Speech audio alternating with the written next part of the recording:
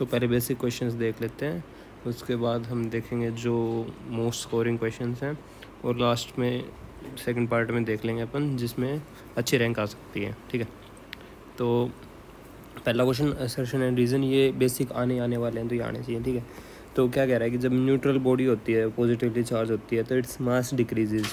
ठीक है, तो भाई ये बात ना ठीक है कि ना न्यूट्रल बॉडी जो होती है ना उसको पॉजिटिवली चार्ज करेंगे तो मास डिक्रीज होगा। क्यों? क्योंकि उसमें से इलेक्ट्रॉन्स को हमें बाहर निकालना पड़ेगा।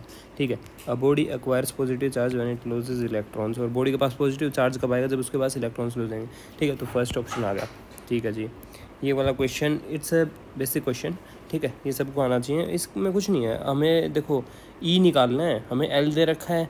ठीक है, 0.02। ठीक है, और हमें क्या दे रखा है? करंट दे रखा है, और हमें टाइम दे रखा है 2 × 10⁻², है ना। क्या फार्मूला लगा दिया?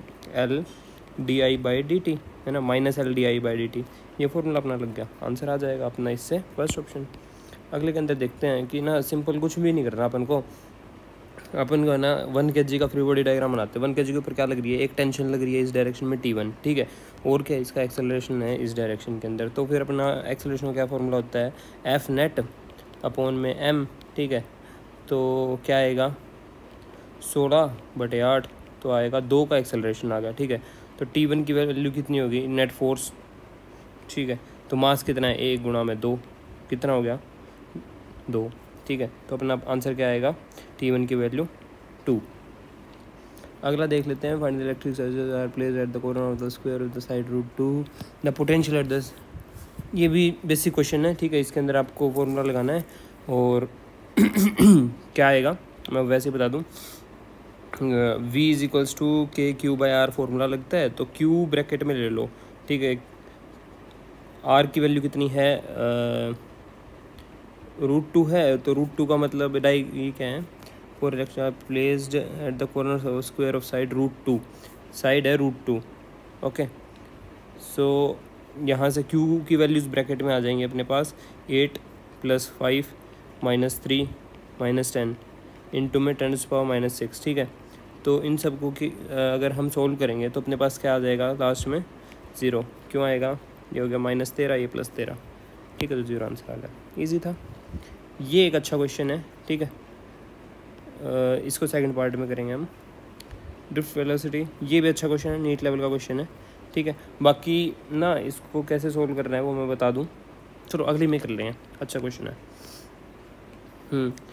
इजी क्वेश्चन है, नीट में खास आने का चांस भी नहीं है। अगर लेंथी क्वेश्चन आएगा तो बनेगा, तो इसमें कर लेते हैं। Experiment to determine resistance of a galvanometer by half the deflection method, the following circuit is used. One set of reading, R की वैल्यू है 1000 और S की वैल्यू है 20। इसमें तो 20 दे दी और इसमें दे दिया 1000। Then the resistance of galvanometer is. ठीक है जी, ओके, तो इसके अंदर हमें क्या करना है कि ना देखो गैल्वेनोमीटर का फॉर्मूला अपने पास क्या होता है? RS/R-S। ठीक है, तो यानी कि कितना होएगा? 1000 × 20 1000 - 20। सोल्व करेंगे तो 1000/9। सोल्व करने की जरूरत नहीं होती, हमेशा नीट में ध्यान रख लेना सोल्व करने। ठीक है जी, तो इस क्वेश्चन के अंदर क्या है? फॉरवर्ड बायस बताना है। तो जो ये P टाइप होती है ना, ये हायर पोटेंशियल की तरफ होएगी ना, तो फॉरवर्ड बायस में आएगा। ठीक है, तो ये देखो ये हायर है, ये लोअर पोटेंशियल है, तो ये अपना आंसर आ गया। ठीक है जी, ये देखो यहाँ पे क्या है? ये हायर पोटेंशियल है बट इस तरफ है, हाई टू लो करंट जाएगा। वैसे भी ऐसे करंट जाएगा तो ये रुक जाएगा। ठीक है, करंट इसमें कैसे जा रहा है? इस डायरेक्शन में जा रहा है, इसलिए रुक रहा है। इसके अंदर करंट कैसे जाएगा? हाई टू लो, ये भी रुक जाएगा। लेकिन इसमें कैसे जाएगा? करंट ऐसे जाएगा, तो ये फॉरवर्ड बायसिंग होगी। ठीक है जी, 99 को देखते हैं। देखो Na की वैल्यू दे रखी है आपको। ठीक है, Ni की वैल्यू दे रखी है आपको। ठीक है, तो Ni²/Na 10⁻14 आएगा अपना आंसर। ठीक है, it was a easy question. अपन अगला करते हैं। The potential difference that must be applied to stop the. हाँ, ये अच्छा नीट टाइप क्वेश्चन है, हम बाद में करेंगे। An electron in the hydrogen atom jumps from n state to ground state, wavelength emitted. Okay, इसको बाद में करेंगे। when undergoes fission the original mass change। Okay, modern physics का है, ये भी अपन देखेंगे ज़रूर। Mass of the 1 kg travels in a straight line with velocity this work done by the net force. Okay, ये भी अच्छा क्वेश्चन है, ठीक है। ये मतलब अच्छा क्वेश्चन नहीं कह रहा मैं ये कह रहा हूँ कि ये रैंकिंग डिसाइडिंग क्वेश्चंस हैं, ठीक है। ये वो हैं कि हमें एग्ज़ाम के लास्ट में करने चाहिए, इसलिए हम भी इस वीडियो के लास्ट में वो सब करेंगे। A body of the 10 kg moves along the smoothly inclined plane with the constant velocity of the distance 10 metre, calculate the work done। ठीक है जी, ये वाला क्वेश्चन अपन देख लेते हैं, ठीक है। हेयर इसमें क्या है कि ना मोशन एक्सेलरेटेड नहीं है, ठीक है। तो क्या हो रहा है, जो रिजल्टेंट फोर्स है ना वो पैरेलल है इंक्लाइंड प्लेन के, ठीक है। That means that will be zero.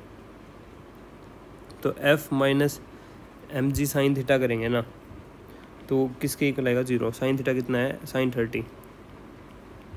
30 degree, ठीक है। तो वर्क डन क्या आएगा, F D cos theta is equals to M G sine 30 degree D cos 0 degree.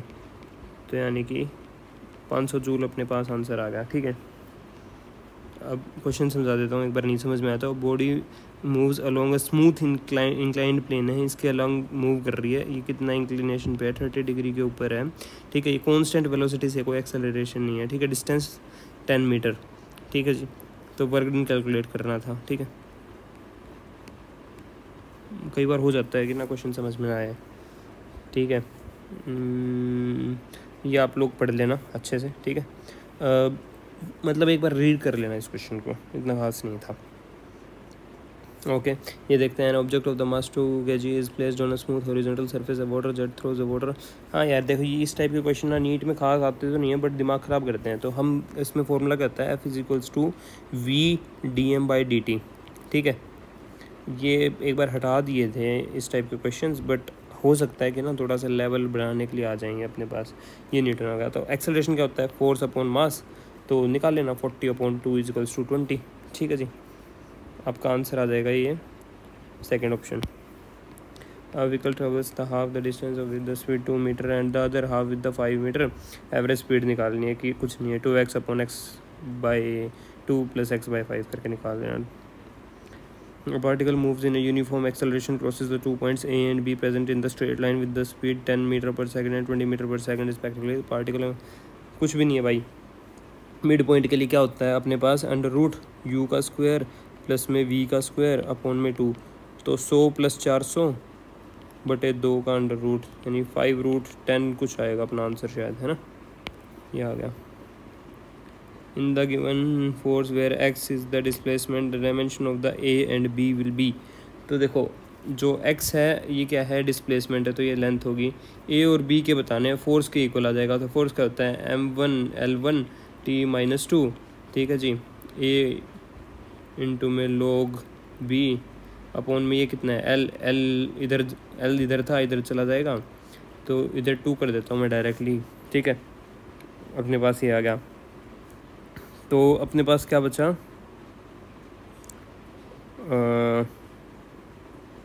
ये मल्टीप्लिकेशन में है, तो डायमेंशंस विल बी, एक सेकेंड, ये देखो m1L1T-2 is equals to A, ठीक है। क्योंकि लोग में है तो ये तो कट जाएंगे ना दोनों आपस में, तो ये इस A का तो ये आ गया। और B क्या है, B must be equal to L, है ना।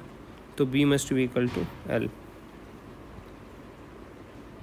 उप्स,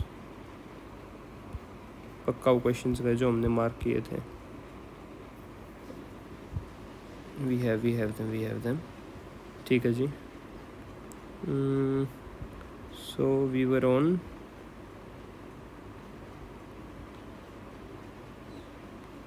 या ये क्वेश्चन आप लोग कर लेना, मैं पहले करा चुका हूँ, ठीक है। इसमें इंस्टेंटेनियस, अच्छा ओके। तो अब इसके अंदर क्या करना है, जैसे अपने पास इक्वेशन है, इक्वेशन के अंदर हम west and cos 2πt, T की वैल्यू 1 रखते हैं, ठीक है। π/4 है ही, तो 10 cos 2π प्लस π/4 है ना। तो 10 cos π/4, तो 10 इंटू 1/√2 करके अपन आंसर निकाल लेंगे, ठीक है। असर्शन रीज़न क्या कह रहा है, the presence of the moisture increases the velocity, ठीक है जी। ओके, ये ठीक है, बात बढ़ा देता है। क्यों बढ़ा देता है, क्योंकि ना अंडर रूट गामा p/ρ होता है, ठीक है। तो जैसे मोइस्ट एयर का जो रो होता है ना वो कम होता है as compare to dry air, इसलिए बढ़ जाती है। Density of the moist air is more than the density of the dry air. नहीं यार, उल्टा होता है, ठीक है। तो ये आ गया in diffraction pattern due to single strength. ये वाला अभी मैंने कुछ दिन पहले कराया था कि ना, देखो पहला फर्स्ट मिनिमा क्या होता है, for first minima path difference क्या आएगा, ए साइन थीटा की वैल्यू आएगी लैम्डा, ठीक है। साइन थीटा कितना है, 30 डिग्री है, तो फिर ए की वैल्यू आएगी 2 लैम्डा अपने पास, ठीक है। सेकेंडरी मैक्सिमा के लिए क्या निकालेंगे path difference, A sine theta dash is equals to 3/2 lambda होता है, ठीक है। तो थीटा कितना आएगा, साइन इनवर्स 3/2 है, वो 2 × 2 4 हो जाएगा, ए की वैल्यू 2 है ना, तो 3/4 साइन इनवर्स, ठीक है। ये निकाल लेना। Okay okay okay okay. Remote के अंदर इंफ्रारेड ये 114, रिमोट के अंदर इंफ्रारेड होगी। माइक्रोवेव्स कुकिंग के लिए यूज़ होगी, ठीक है। थर्ड ऑप्शन कुछ ना है, डेल्टा एल की वैल्यू क्या आती है, FL/AY। कर लिए सोल्व, डायरेक्ट वैल्यू पुट करोगे आ जाएगा, ठीक है। 116 VA/VB, ठीक है जी। तो VA भी कैसे निकालेंगे, VA-VB कर देंगे, ठीक है। तो 3i कैप प्लस में 4j cap minus 7i cap minus 3j cap, ठीक है। तो अपने पास आएगा -4 + 7, ठीक है। ये अगले में करेंगे।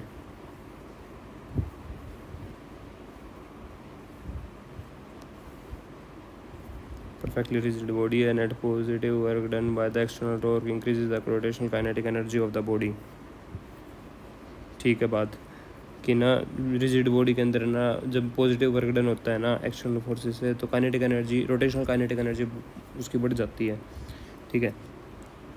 इसके ऊपर धक्का मारेंगे तो ये मतलब, और तो इसकी काइनेटिक एनर्जी बढ़ जाएगी, आगे की तरफ सरकने लग जाएगी। The angular acceleration of the rotating body having fixed axis of rotation is inversely proportional to the moment of the inertia of the body for the given torque. जो एंगुलर एक्सेलरेशन होता है ना, ठीक है, वो इनवर्सली प्रोपोर्शनल होता है moment of inertia के। हाँ भाई, मोमेंट ऑफ इनर्शिया जैसे बढ़ जाएगा ना, तो वैसे वैसे वो चीज़ घट जाती हैं, ठीक है। तो अपने पास आ गया ये इंटरनल मोशन तो होता नहीं है, पहली बात रिजिड बॉडी के अंदर, ठीक है। तो इंटरनल मोशन नहीं होगा तो फिर तभी तो वो परफेक्टली रिजिड बॉडी होएगी, ठीक है। और जो वर्क डन होएगा बाहर के फोर्सेस से, वो डेसिपेट मतलब ख़राब नहीं होएगा या वेस्ट नहीं जाएगा, इस वजह से काइनेटिक एनर्जी बढ़ जाएगी, ठीक है। और टॉर्क क्या होता है, I अल्फ़ा होता है, I अल्फ़ा है ना, तो alpha is inversely proportional to I हो गया, कर लेना ये। An object is weighted equator balance spring balance when the same object is taken to the pole the corresponding readings to the balance and spring balance will be, ठीक है जी। तो spring balance के ऊपर तो फ़र्क पड़ेगा, बढ़ जाएगी, और वैसे नॉर्मली सेम रहेगा, ठीक है, क्योंकि स्प्रिंग बैलेंस के ऊपर ग्रेविटी का असर आता है। ये कर लेना, ठीक है। It's easy one, violet indigo brown blue, क्योंकि क्या होता है जो ग्रीन लाइट के लिए होता है ना, sine C is equals to sine theta 1/μ, तो 3/4, ठीक है। येलो ऑरेंज और रेड का जो लैम्डा होता है ना, उनका हाइयर होता है, ठीक है। तो म्यू उनका क्या होएगा, कम हो जाएगा, तो ज़्यादा क्रिटिकल एंगल होता है, बस ये रीज़न है। 122 में कुछ नहीं है, डायरेक्ट फॉर्मूला है, उसके अंदर पुट करोगे आंसर आएगा। 123 की बात करें तो in a region where uniform electric field the net charge contain in volume is 0, ठीक है जी। The Gauss law gives the incorrect result for uniform electric field, for uniform नहीं भाई, ये गलत है। जो गोस लॉ है ना वो वैलिड यूनिफॉर्म के अंदर होता है, ठीक है। अगर गॉसियन सरफेस बनाते हैं यूनिफॉर्म इलेक्ट्रिक फील्ड में, तो नेट फ्लक्स जो उसके थ्रू होता है ना वो 0 हो जाता है, ठीक है। इसलिए नेट चार्ज इन साइड भी ज़ीरो होएगा, तो only A. Flowing through two aggregates in direction on decreasing the distance between the two, the current in both the coils। ठीक है जी, डिक्रीज़ हो जाएगा। लेंस लो लगा के आप आंसर निकाल सकते हो, इजी है। ये कर लेना, इट्स इम्पोर्टेंट वन। इसमें वही है, सिमेट्री वगैरह का निकालो कि ये आंसर आएगा, आप सोल्व करके देख लेना। नहीं, चलो अगली में करते हैं। अच्छा क्वेश्चन है। As velocity is subjected to the magnetic field, वही है F = QV क्रॉस B। इस फॉर्मूले के थ्रू लगा लेना, F will be not equal to 0, तो अपने पास क्या आएगा, स्पीड चेंज नहीं होएगी।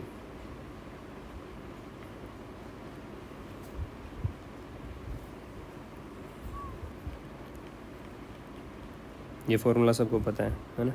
इसके अंदर वैल्यू पुट करेंगे, हमारे पास सी आ जाएगा, दैट्स इट, कुछ भी नहीं करना। एक ट्रांसफार्मर दे रखा है जिसका ये रेशो दे रखा है, रेशो वो IPIS, ये डायरेक्ट फार्मूला होता है। NPNS जो होता है ना, ISIP होता है, that will B 1/3।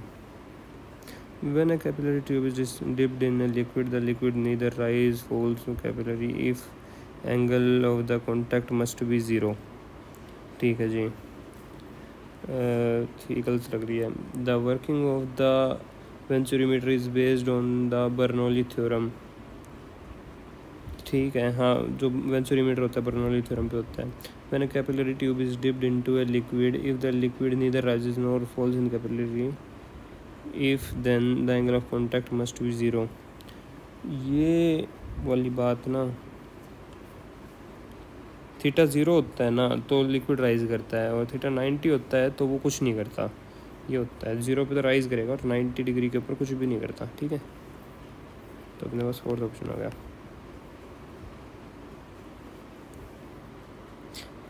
Small ball M, density rho, liquid rho naught, after some time ball falls with constant velocity, net force acting on the ball after it attains the constant velocity will be. देखो भाई, force उसके ऊपर लग रहा होगा, ठीक है, लेकिन बॉल क्या है, कांस्टेंट वेलोसिटी से मूव कर रही है। ठीक है, तो नेट फोर्स क्या होगा, 0। ग्रेविटी उस पर लग रही है बट नेट फोर्स 0 हो जाएगा, क्योंकि मैक्सिमम वेलोसिटी अटेन कर लेगी है। ठीक है, ओके, ये अभी कुछ टाइम पहले कराया था, कुछ भी नहीं है, सिंपल है कि जितनी हीट लॉस हुई है, ए मान लो एक ए है, इसने कुछ हीट लॉस की है, तो बी ने कुछ गेन की होगी, दोनों को इक्वल पुट कर दो, बस आपका आंसर आ जाएगा। Apply this concept and you will have your answer. The internal energy of the ideal monoatomic gas increases by the same amount as the work done on the gas, then the process should be adiabatic. ठीक है, internal energy, जो internal energy है वो increase कर रही है। ठीक है, कितनी अमाउंट से, जितना वर्क हो रहा है उसके ऊपर, यानी कि जो अंदर हीट है ना वो कांस्टेंट रह रही है। ठीक है, वर्क हो रहा है उसी हिसाब से इंटरनल एनर्जी बढ़ रही है। या फिर हम बोल सकते हैं कि जो फर्स्ट लॉ ऑफ थर्मोडायनेमिक्स वो क्या बोलेगा कि Q = ΔU + W बोलेगा। ठीक है, Q क्या है, 0 है। ठीक है, तो क्या आएगा, ΔU + W क्या आएगा, 0 आएगा। तो यानी कि ΔU क्या आएगा, माइनस, ये हमें बोल रखा है, ये बोल रखा है, तो इसका मतलब ये होएगा और इसका मतलब ये होएगा, यानी कि Q क्या है, 0, यानी कि क्या हुआ, एडियाबैटिक प्रोसेस हुआ। ठीक है, work done by the 3 mole of the gases at this constant pressure. Okay, we have, जैसे आइसोबारिक प्रोसेस है, ठीक है, तो V is directly proportional to T हुआ। ठीक है, और W क्या हुआ, NR ΔT। ठीक है, तो 3 2 अच्छे हैं, 3 × 2 6 और 3T - T। ठीक है, तो अपने पास आया 3840 कैलोरीज। ओके, रेशियो बताना है, तो रेशियो क्या आएगा, जो काइनेटिक एनर्जी आर्गन के लिए ना 3/2 kBT होती है, दूसरे में क्या आएगी, ऑक्सीजन के लिए 5/2 kBT। ठीक है, काइनेटिक थ्योरी ऑफ गैसेस में जाकर आप देख लेना, ये कैंसिल हो गया, 2 से 2 गया, तो अपने पास क्या आएगा, 3/5 आएगा। ये आंसर आ गया।